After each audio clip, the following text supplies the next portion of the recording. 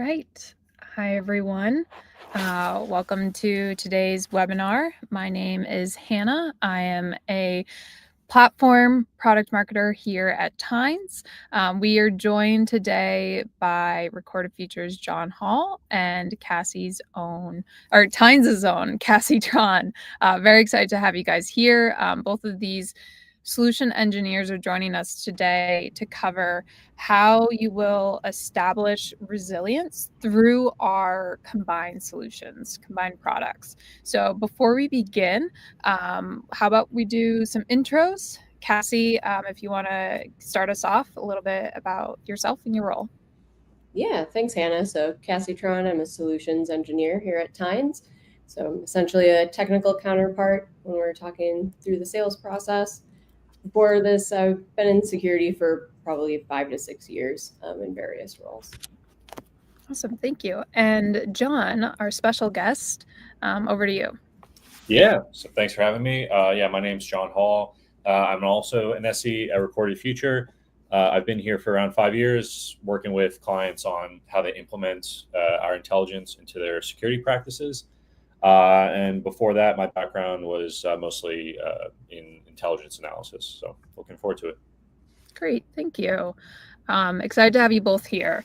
So before we get into the presentation, just want to quickly cover today, we're going to cover the challenges experienced when managing threat intelligence, how your workflows can improve that decision making, and then we'll close out with a live demo and some key takeaways at the end. As a reminder, please drop your questions in the chat and we will get to those at the end. But let's dive into the key challenges around threat data and alerts. So, John, Recorded Future is a machine learning platform that reduces the need for human intervention. What are the core challenges you've seen with managing threat intelligence? Yeah, so I think the rundown here on the slides pretty much holds true for most security teams out there, unfortunately.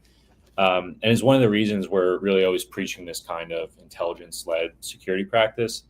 And that point there, kind of intelligence-led, which we'll get into a bit more throughout the webinar, doesn't just mean more data, but also better data driving, these day-to-day workflows, security operations, and really just risk management practices as well.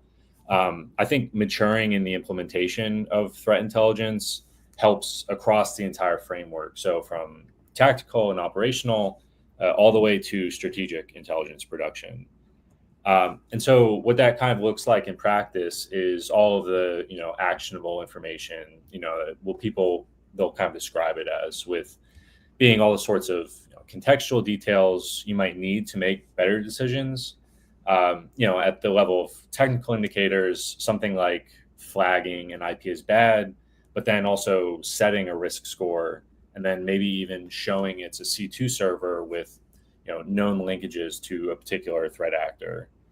And what that does is not only remove some of the manual analysis that a tier 1 operator might have otherwise had to do, kind of partially solving for the resource constraints problem that most SOCs and really security teams deal with, but it also helps sort some of the kind of up-leveling for junior analysts to make those triaging decisions without having to escalate to maybe more senior analysts that also are kind of overworked or overloaded with data points that they have to sift through. So moving from the personnel challenges, you can see the impacts then as well through anything from financial risk and reputational damages. If these teams are presented with thousands or millions of logs per day, and maybe there's either no good way to correlate against or enrich that data with threat intelligence, or if the intel they're bringing in is maybe bad or outdated, then you also run up against the volume of false positives or maybe even false negatives, that waste time to investigate. And so all this is kind of showing in recent years that CTI isn't quite a nice to have anymore, but has become recognized as really an integral component to the security tech stack. Exactly. Yeah. And, with those challenges, there's a lot of places where workflows can fit in. And when Cassie, John, and I were prepping for this webinar, we talked a lot about the recorded future intelligence cycle as a good anchoring point for this discussion. So, John, I'll hand it off to you to kind of walk us through that. Yeah, so the intelligence cycle will usually kick off with the direction phase, which could either be from the top down, maybe decision makers or risk managers interested in a new area of security, or even at a more tactical level, maybe with the output of a previous or ongoing incident response process. So, maybe with more near-term intelligence requirements to just kind of ensure defenses are shored up against whatever that breach was. In either case, though, this will then set the goals for the threat intelligence program for that iteration of the cycle. And then from there, collection is the process of gathering information to address the most important intelligence requirements defined in that first step of direction.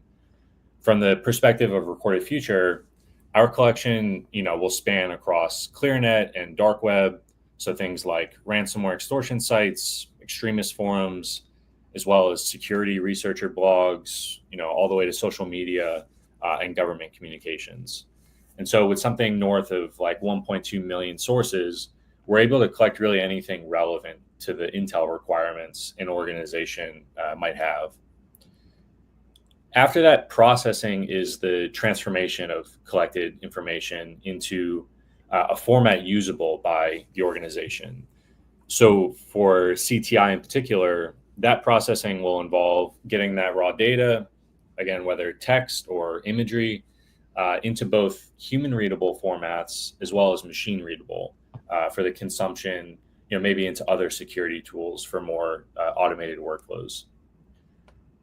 Analysis then is turning that processed information into actual intelligence that can inform decisions. And that's kind of the key part, being able to actually do something with it. So going back to the earlier example, an IP address is a data point. Knowing it's a Russian IP is information, but then seeing it's a C2 server tied to the GRU is intelligence a security team can use to investigate kind of more broadly. And then finally, dissemination involves getting intelligence to the places it needs to go. More traditionally, this would involve, maybe getting written reports to intelligence consumers like managers and other decision makers. But with CTI, this dissemination is also how we scale that intelligence-led security practice with the kind of fresh, relevant context around all the workflows security teams are going through on a daily basis. And this is where the pairing here really kind of shines. We can produce all the highest quality intelligence we want, but it's with technology partners like Tynes that we're able to operationalize that data and intelligence through the kind of automated orchestrations like the ones Cassie's going to be demoing today. Yeah. No, that is a perfect pairing. And Cassie, is there any more from the Tyne side you want to add to this piece?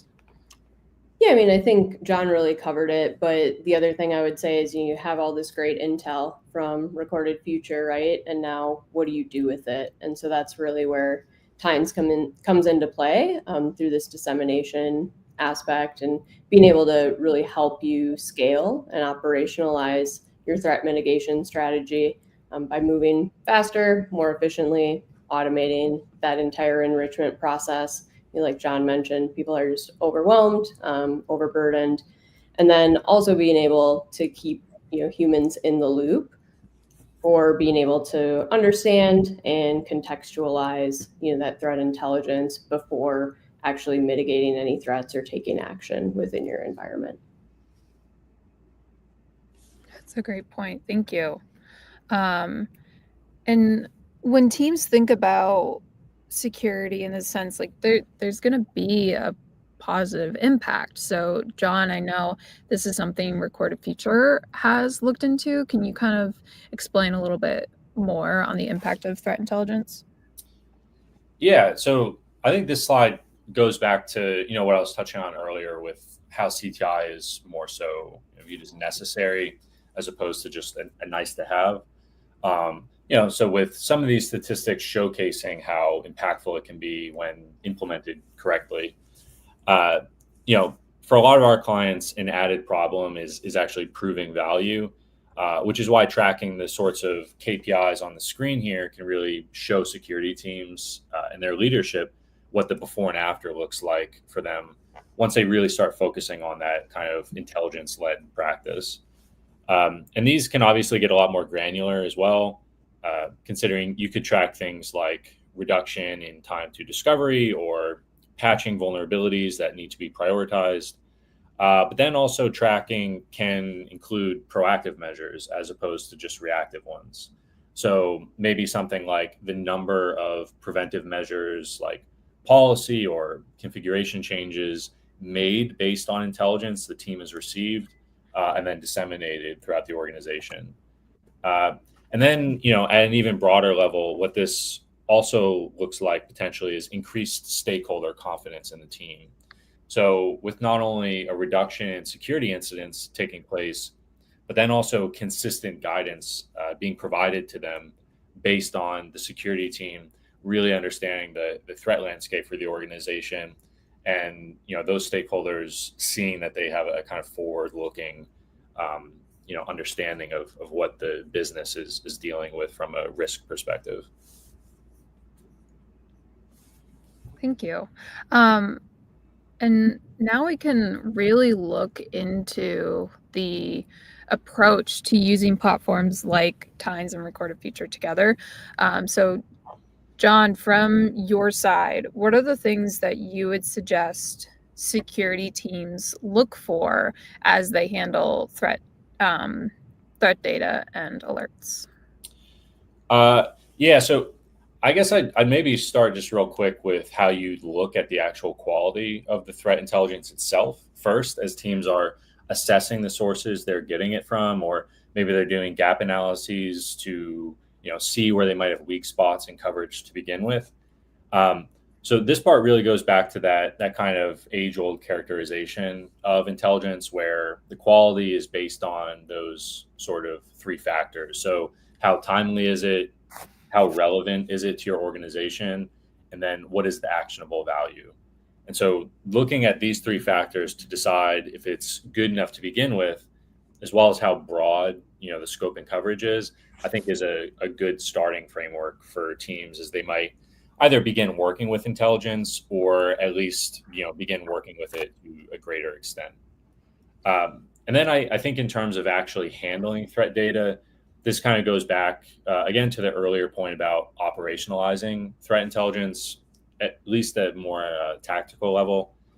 And so a big part of that is making sure that you get that data out of the silo. So not just living in finished intelligence reports your team or maybe a provider is writing, and having both those technical indicators as well as any contextual data integrated into things like your SIM or SOAR platform that broader teams are using on a daily basis. And I think centralizing threat intelligence in this way, a big part again of that intelligence-led security we talk about a lot here at Recorded Future, will clear up a lot of the issues with the second part of your question with alert handling.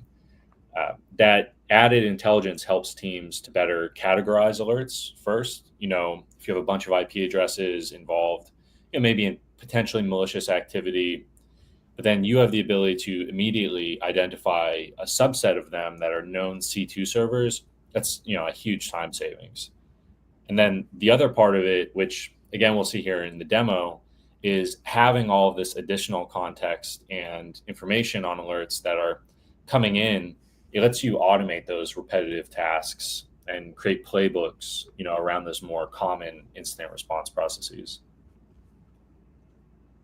Yeah, and to Cassie, we talked about how Tines can operationalize all of that data coming through and allowing these analysts to take action. Is there anything else from the Tines side we want to add here? Yeah, I think we pretty much covered it, right? It's just being able to scale and operationalize that information and be able to take action in an intelligent way at the end of the day, instead of being overburdened and overwhelmed by those alerts that are coming in and being, having to research all of that information. Yeah. And now that we have, speaking of Tines, Cassie, if you want to jump into the demo, I know everyone's going to be very excited to see this one. Yeah, thanks, Hannah. So, with Tines, there are a couple different ways that we can interact with this data and this information that we're receiving from our partners like Recorded Future. And so one of the ways that we can interact with that data, especially for maybe junior analysts who are really just trying to learn how to navigate the security threat landscape, they might need a little bit of help. And, maybe their team is already kind of caught up with other things. So we have an AI chat interface called Workbench. And importantly, this chat interface and all of the information, all of that data is contained to your tenant.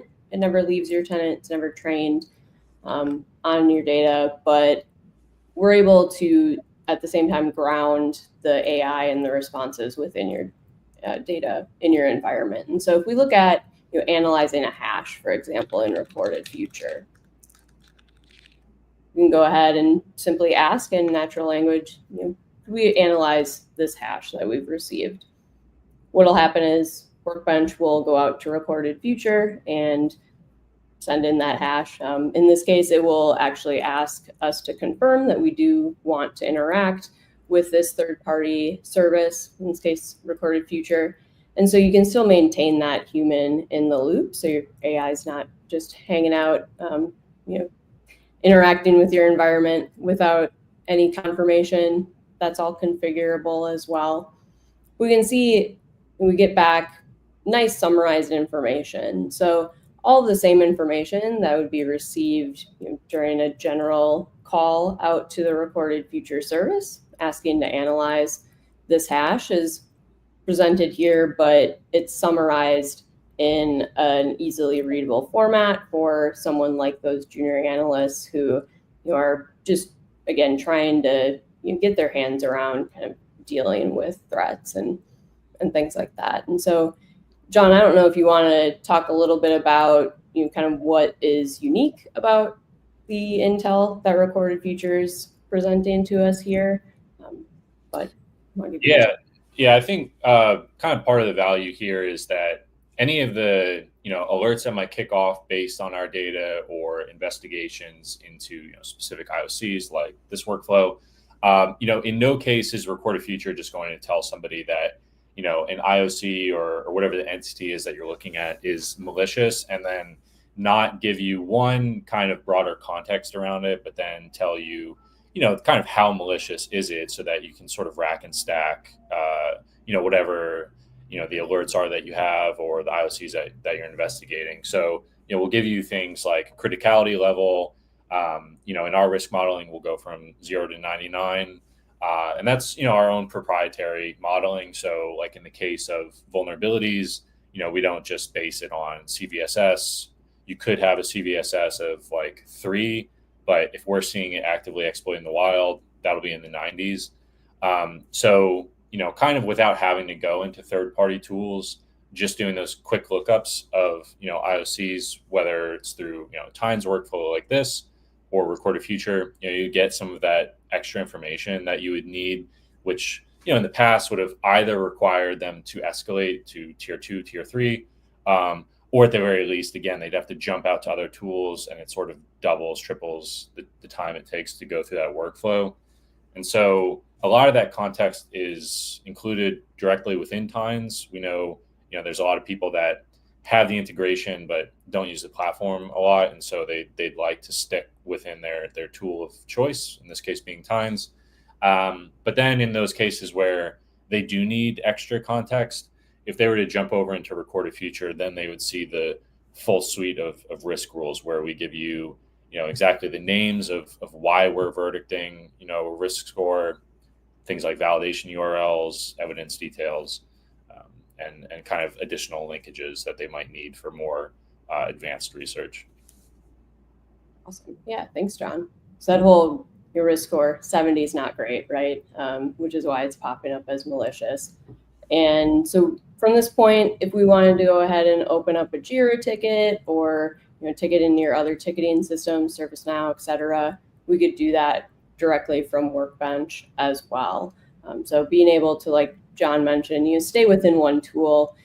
It doesn't seem like the biggest deal to have to context switch between all these different tools, but when you're having to switch multiple times a day and go to 10, 15 different tools and then collect all of that information manually just to simply open up a ticket for auditing and further investigation, it really does add up at the end of the day. And so when we look at other ways to interact with Tines, of course, folks, if they do know about Tines, it's really this workflow kind of view and interaction, right? And so if you didn't want a human in the loop, for example, if maybe we want to automatically be enriching different alerts and information that we're receiving, asking recorded future to do that enrichment, we can also do that behind the scenes. And so in this case, what's happening is, we receive an alert from one of our other systems and say, again, we want to look at this hash.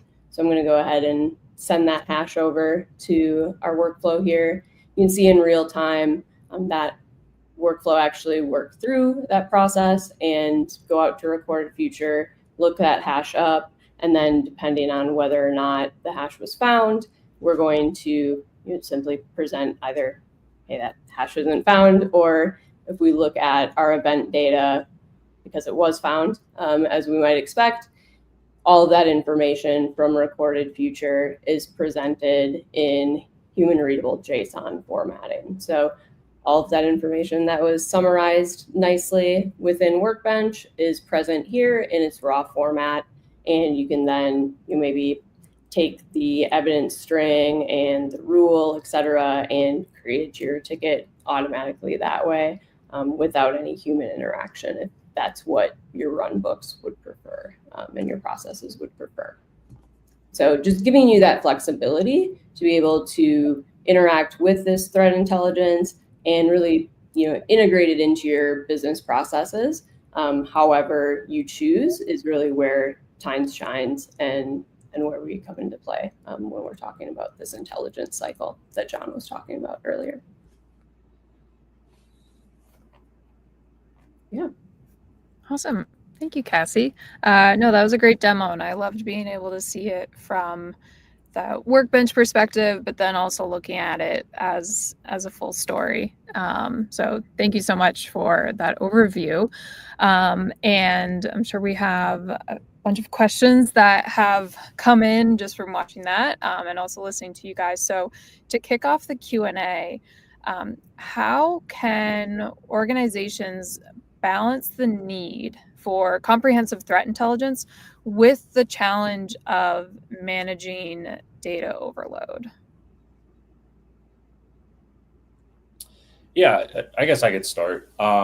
So, that kind of part about intel needing to be timely, relevant, and actionable, the relevancy here is kind of one of the things that comes up first for managing, data overload. So if you have, threat feeds that, one, going back to timely, are just full of stale data, that can involve a lot of false positives. But then if you have, intelligence provided to you that's not really curtailed to your industry, your organization, that's a lot to sift through for analysts. And then in terms of kind of the technical, enrichment and correlation of threat intelligence, that's also what can sort of refine a team's ability to work with it. So if it's all this data kind of running in the background and then it's just being correlated against the logs that are coming through your system, then you're only being notified really of what you need to look at, instead of just this large swath of data, and then you have to sort of see what amongst that is relevant to you. It's sort of just when it's integrated into your current workflow, then it's just going to be business as usual. But if something comes up that your intelligence provider or whatever your CTI team is working on has something to say about it, then you'll be flagged, and there'll be some kind of triage related information that you'll be given. Yeah, it's a delicate balance, but I feel like once you think about it, teams can really manage it. And Cassie, what would you say are the biggest challenges security teams face when shifting from a reactive to a proactive cybersecurity strategy? I think it's just deciding, at which points do we want to really automate certain processes, and having to shift from really just ingesting alerts and reacting to them, and shifting instead to being able to automate some of that enrichment process, and really being able to start hunting for threats proactively within the environment. I think a lot of it just involves a mindset switch in a lot of ways, and being able to build your business processes around it that way. And that's really where Tines can help you, sort of operationalize that mindset shift as well. Yeah. John, do you have anything to add on to this one before we hop to the next? Yeah, I think the kind of other angle maybe to look at it from, in addition to what Cassie said, is that on the technical indicator side, teams will kind of hone in on that because that's what they're comfortable with. A lot of people with cybersecurity, data science backgrounds, they're looking at the ones and zeros of IOC enrichment, correlation as it comes in, and a lot of times that lends itself, if you're not looking at it from like a threat hunting perspective, to kind of more reactive playbooks being developed and just as alerts come in. But then, just to kind of shift more proactively, not missing out on the other aspects of CTI where, you have that more kind of forward looking, operational or strategic intelligence. So anything from kind of campaign analysis as it relates to, maybe business initiatives that your organization wants to get into. So if there's new types of technologies they want to develop, or new markets, or product lines, seeing what are some relevant campaigns in those kind of not necessarily new industries, but new kind of areas of your industry, and then getting a little bit more in the weeds maybe with actual TTP analysis as opposed to just IOCs.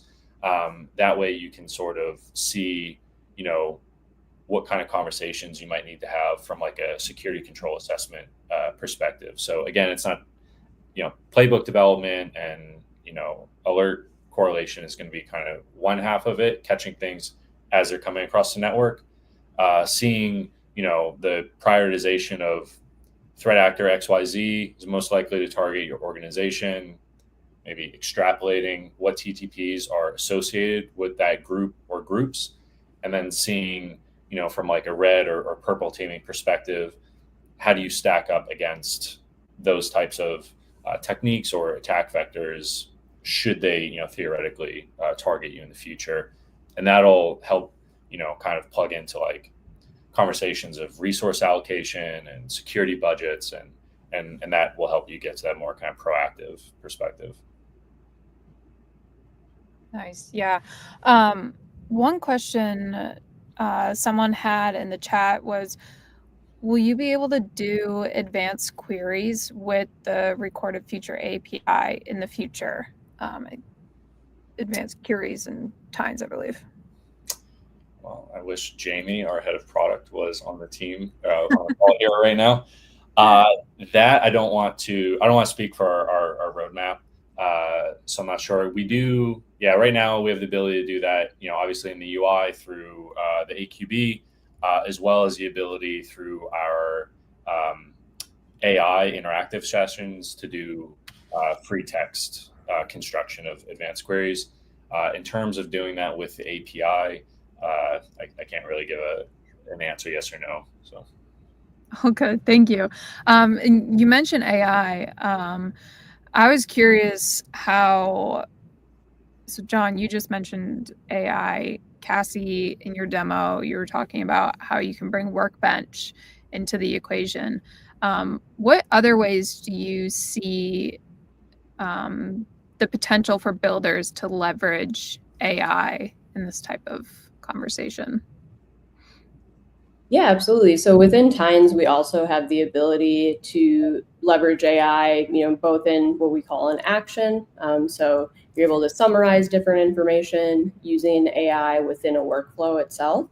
And then we also have what we call automatic mode within our event transformations. And so maybe you have less technical users who are not as comfortable with like our formula scheme and different modules and ways to interact with that data. You're able to actually just describe with natural language what you would like to do with that information, and the automatic mode will handle that for you using AI instead of having to construct that yourself. So couple different ways that AI pops up within Tines today.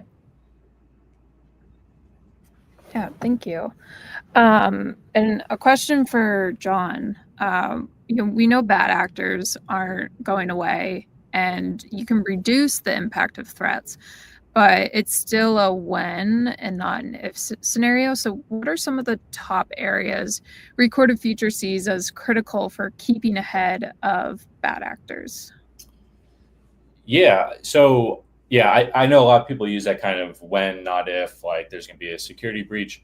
I don't really fully agree with that, because I think if and it kind of goes to that adage of like attackers only have to be right once.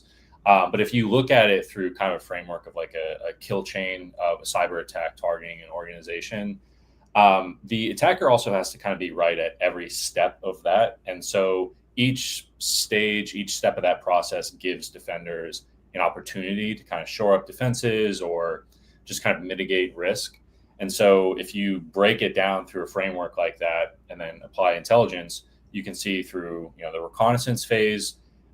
If you have a comprehensive intelligence program, you can kind of mimic that outside in look at your organization similarly to how a threat actor or a threat group might do it. So seeing what leak credentials or identities are out there, seeing what your attack surface looks like. So having a good kind of asset registry and seeing of your internet facing technologies, where's misconfigurations, where are their vulnerabilities, where's maybe their shadow IT. Your operations team spun something up 6 months ago, and either you thought they decommissioned it or maybe they just never told you about it. So that would be kind of one thing. And then as you kind of get down the line on like initial access, that's where it's kind of more of like having that correlation on like IOC enrichment comes into play for your SIM or your SOAR workflows. And then kind of at a more granular level than even just IOC is having a good read on the kind of TTP, like take MITRE, attack matrix of what's likely to target your organization. And if you can see sort of what are those known TTPs that you might be dealing with, that can give security teams a kind of idea of the sort of like telltale signs of activities that might be going on in their environment. So post breach, but as those groups are looking to kind of do privilege escalation or move laterally as they need to actually like look for systems or data, maybe in the case of ransomware that they want to encrypt. And so then you'd be able to kind of see things that are, examples of like living off the land techniques or whatever, where, your traditional enrichment or alert, monitoring capabilities wouldn't catch. But if you have the intelligence to let you know the kind of full scope of what's going on, that would kind of be it. And then the last thing I would say is that, your supply chain is also a huge issue. So, being notified, early warning, and to what extent suppliers have been hit by different cyber attacks, that can also give security teams a good sort of heads up in terms of what their exposure might be based on leakages from a supplier. So there's a lot of different ways to look at it, but yeah, I would say that's kind of a good framework to approach how not just recorded future, but just CTI can augment all the traditional security practices that you're already doing. Yeah, thank you. And as we're talking about the different ways to stay ahead, I do want to just quickly give a shout to the Tynes Library. We have a bunch of stories in there that involve Tynes and recorded future together. I think it's like 16 of them at least. We'll be sending them out to everyone who signed up for the webinar in a follow-up email tomorrow, so you can definitely keep an eye out for that. It includes the one that Cassie went through about enriching IOCs, but also so many more that you can check out. One last question I wanted to ask is talking about measuring the impact. How, from your guys' experience, how have you seen security teams measure the impact of threat intelligence and management programs? And John, I know you talked about this a little bit, but anything else that both of you guys would like to add here before we wrap up? Yeah, I mean, I guess I'll start. It's definitely not always the easiest thing. Intelligence can be kind of this like ephemeral sort of thing, especially when you look at, it's kind of preventing things that never happened. So you have to sort of prove out that value that way. A lot of it goes into, it's helpful when you have good metrics before and after you implement threat intelligence. So that would be kind of a good starting point. So like at a technical level, it could be things like, again, mean time to remediation or improve response times. But it's also really important to be able to place that into business terms that management can resonate with. And so that'll kind of depend on what the metric is. I know a lot of times, you could take things like you had X amount of automated resets, based on, dark web, like credential leak monitoring. And so you could kind of tie that back to potential cost savings. There's a lot of stats floating out around there of like average cost of breach, from like a downtime perspective. You could get stats on, it's this amount of dollars per minute downtime, especially for organizations that have like an e-commerce component to it. And then so looking at, previous downtime metrics compared to current state could be another thing. So whatever is like unique to your organization, just kind of running through that thought exercise of, okay, here's the security metrics that we have, but what does management actually care about, and what's kind of the Venn diagram there? Yeah, thank you. And Cassie, anything that like you've seen, as you're working with Tynes customers, that's something a customer has done that has stood out to you, or you've seen in the past on measuring this impact?